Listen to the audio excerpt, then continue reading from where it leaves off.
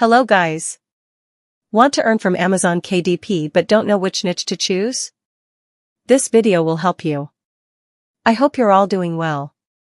In this video, I'll show you a simple way to find profitable niches for KDP. One of the biggest mistakes beginners make is skipping research. Your success depends a lot on picking the right niche. A good niche can help your book rank faster and get consistent sales. A bad one can waste your time. To solve this, we'll use a powerful tool called Publisher Rocket. It helps you with keyword research, competition analysis, and finding high-demand niches with lower competition. As you can see on the screen, we'll explore different categories and check which niches have real potential. The goal is simple: find niches that actually sell. If you want a detailed guide on Publisher Rocket or niche research, let me know in the comments. Don't forget to like, share, and follow for more helpful content. Thank you.